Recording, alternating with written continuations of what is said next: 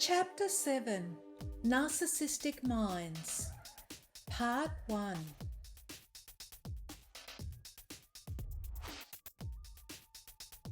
Before describing my experiences with the involvement of the narcissistic parties that were in my life, I felt it was essential to give a brief definition of exactly what narcissists are, giving you an idea of their narcissistic personality disorder.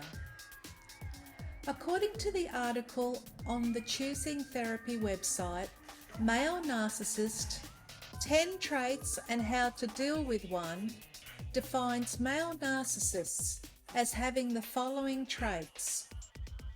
He will display perfectionism in the expectations he has for other people, have control issues, trying to protect his fragile and low self-esteem,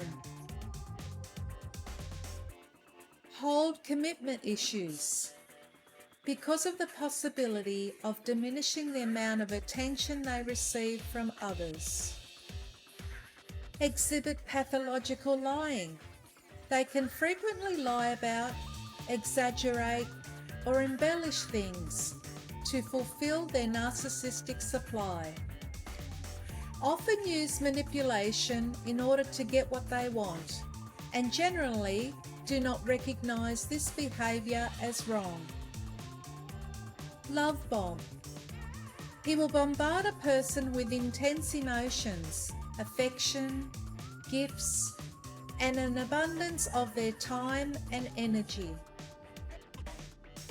Often share grandiose delusions that he holds and believes about himself. Be an attention seeker. He will need admiration to fill their narcissistic supply.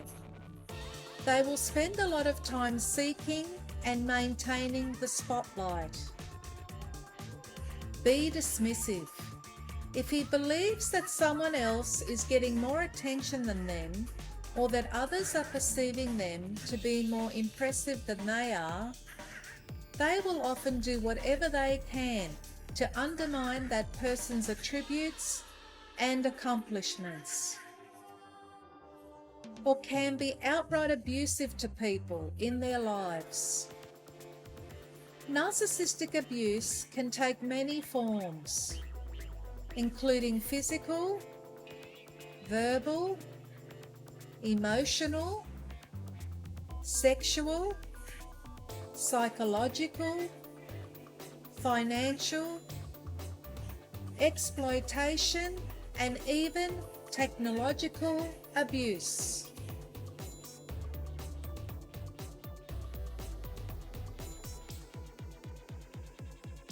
Now that we know the traits of a male narcissist, what traits does the female narcissist possess? In the article, Female Narcissist, 15 Common Traits to Look For, from the Choosing Therapy website, defines her as being self-centered or self-absorbed. She may spend a lot of time talking about herself and her life, without thinking to ask how others are doing. Self-centeredness is a hallmark sign of narcissistic personality disorder in both men and women. Never admitting fault or apologizing, and instead finding ways to project blame outwards onto other people or situations. Having pettiness and inability to see the bigger picture. Narcissistic women can have a tendency to be petty. They often get stuck on small details or perceived wrongdoings of other people, even when they don't really matter. Being obsessed with social status. Being shallow or superficial is a common trait in both male and female narcissists. In women with narcissistic personality disorder, This might show up as a tendency to be overly materialistic or preoccupied with brand name, luxury items, or other status symbols associated with being wealthy. Being addicted to social media. All narcissists are self-absorbed, but this can be exhibited differently in female narcissists than in males. Women with narcissistic personality disorder may be more likely to get wrapped up in social media, post selfies, and become obsessed with getting likes and followers online. Being exploitative of others. Narcissists are known to exploit other people for personal gain or self-serving interests, but men and women may have opposing ways of doing so. For example, women with narcissistic personality disorder will often use manipulative or passive-aggressive behaviours to fulfill their needs, while narcissistic men may use force, intimidation, or physical aggression. Being overly vain. While both men and women with narcissistic personality disorder are prone to vanity, research shows that women with narcissistic personality disorder are more likely to be preoccupied with physical appearance. Also, women with narcissistic personality disorder may be more sensitive to criticisms about their physical appearance, weight, or attractiveness than men with the disorder. Using sex appeal to coerce. Women with narcissistic personality disorder may be more likely to capitalize on their sex appeal or physical attractiveness. Many female narcissists dress in sexually provocative ways, like dressing in revealing clothing or wearing a lot of makeup. Some may use sexual seduction as a way to manipulate or financially exploit others, or engage in sexual narcissism. They may even become involved in parasitic sexual relationships with people who can support or help them in some way. Seeming insecure, shy, or reserved. Women with narcissistic personality disorder are more likely to display signs of covert narcissism, experiencing traits that differ from the stereotypical portrayals of narcissism. A covert narcissist may not seem arrogant, grandiose, or entitled, and may instead present as shy, quiet, and even insecure. When insecurity and low self-esteem are coupled with other signs and traits of narcissism, this often indicates covert narcissism. Being sensitive and reactive. Female narcissists are often more emotional than their male counterparts, which also makes them more likely to be sensitive and reactive. While all narcissists tend to be sensitive to criticism, female narcissists may be more prone to being hurt, offended, or upset by others. This can also make them likely to lash out, become moody or emotional, or shut down when upset. Displaying dependency or neediness. Female narcissists, especially covert narcissists, may display needy or dependent patterns in their relationships with others. The female narcissist typically needs a lot of validation, praise, and reassurance from her friends, family, and lovers, which betrays her underlying insecurities. Without this validation, she may become jealous, upset, moody, brooding, or experience emotional outbursts. Playing the victim by being submissive or seemingly helpless may be a tactic that female narcissists use to get things they want or lure people in. Once they do, they will often use the martyr or victim card to exploit people or convince them to do things for them. This tendency is one of the more common traits of a narcissist woman, which may be due to societal expectations and gender roles. Passive-aggressive and manipulative. Female narcissists are less physically aggressive than male narcissists, and more likely to use passive aggression and manipulation to coerce other people. For instance, a female narcissist might manipulate others by playing the victim, going behind someone's back, or using tactics like guilt-tripping or giving the silent treatment. Bullying or being a mean girl.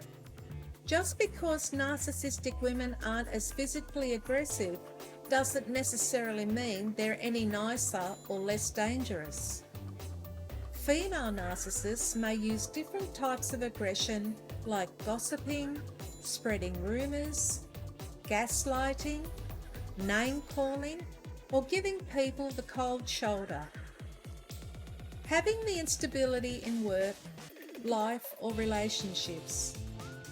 Female narcissists with more severe versions of narcissistic personality disorder will usually show more instability in their personal and professional lives and relationships. They might be unable to hold down a steady job, maintain their finances, or unable to develop healthy, lasting friendships and romantic partnerships.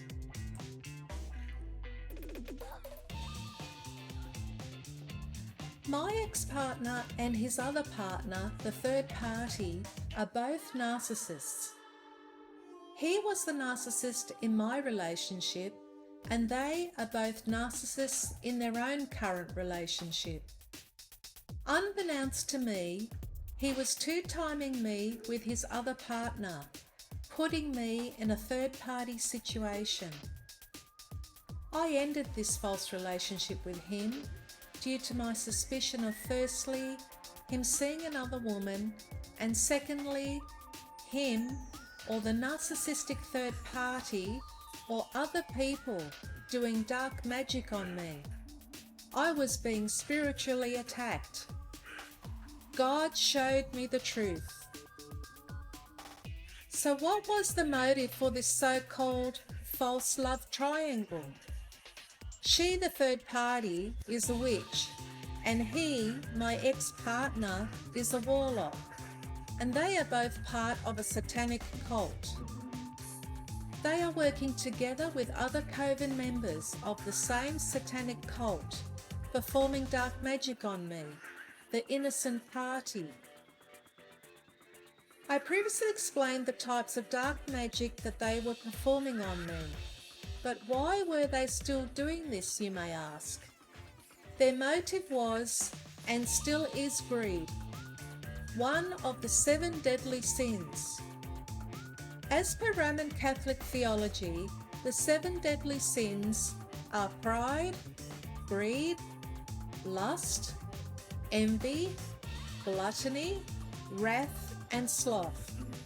In the Holy Bible, they are mentioned as lust, gluttony, greed, sloth, wrath, envy, and pride. The emphasis on what the Holy Bible states as being the worst sin differs from Roman Catholic theology. However, they are all mentioned in both cases. As per the Holy Bible, in Proverbs 6, verses 16 to 19, it states as follows: There are 6 things the Lord hates, 7 that are detestable to him: haughty eyes, a lying tongue, hands that shed innocent blood, a heart that devises wicked schemes, feet that are quick to rush into evil, a false witness who pours out lies, and a person who stirs up conflict in the community. These 7 deadly sins inspire further sin.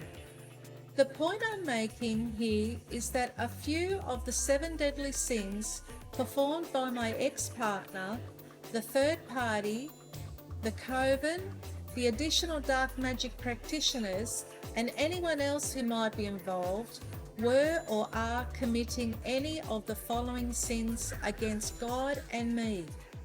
They are selfish ambition, sexual immorality, jealousy, envy, debauchery, idolatry, worshipping Satan, and witchcraft. Through their divination magic, they, my ex-partner, the third party, and the rest of the coven, or anyone else doing dark magic on me, found out spiritual information about me regarding an inheritance that I was not aware of at the time. All these people, and possibly more, wanted a piece of the pie, my inheritance. Via all this magic they nearly ended up stealing my inheritance. So close but no cigar. With God's grace, all that was mine will be recovered. Regardless of what it is, it's not theirs.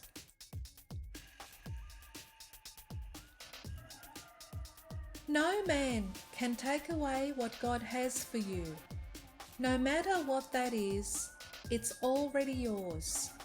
In 1 Corinthians chapter 2 verse 9, the Holy Bible states, "However, as it is written, what no eye has seen, what no ear has heard, and what no human mind has conceived, the things God has prepared for those who love Him." We must keep trusting, praising, and believing that God's will and way will prevail. Nobody can obstruct, prevent, or defeat God's plan. As per Proverbs 21 verse 30, the Holy Bible says, "There is no wisdom, no insight, no plan that can succeed against the Lord."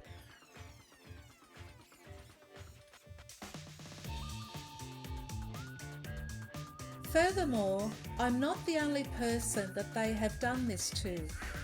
They, the sinners and evildoers, are taking from the innocent and the vulnerable, people that they believe are easy targets, leaving them struck with various forms of destruction, poverty, bad health, or even being unalived, caused by their malevolence. They do this to people so they can obtain their energy and abundance via dark magic to gain youth, knowledge, wealth, fame and power without them having to earn it. They are stealing and they are criminals. They're doing all this in secrecy so that they won't be detected on the earthly radar. However, they have all been spotted on God's heavenly radar. They will be exposed. In Ephesians chapter 5 verses 11 to 13, the Holy Bible clearly states, "Have nothing to do with the fruitless deeds of darkness, but rather expose them. It is shameful even to mention what the disobedient do in secret. But everything exposed by the light becomes visible, and everything that is illuminated becomes a light." What these verses mean is that we are not to have fellowship with the unfruitful works of darkness. We are not to take part in, to share together, or to partner with those who sin. We are to expose their sins. It's about confronting them, rebuking them, and showing them to be wrong. All of the people mentioned, that is my ex-partner, The third party, other members of the coven, and even other dark magic practitioners hired to do dark magic on me are all my hidden enemies. There's also an anonymous group gang-stalking me too. God only knows if there are any more.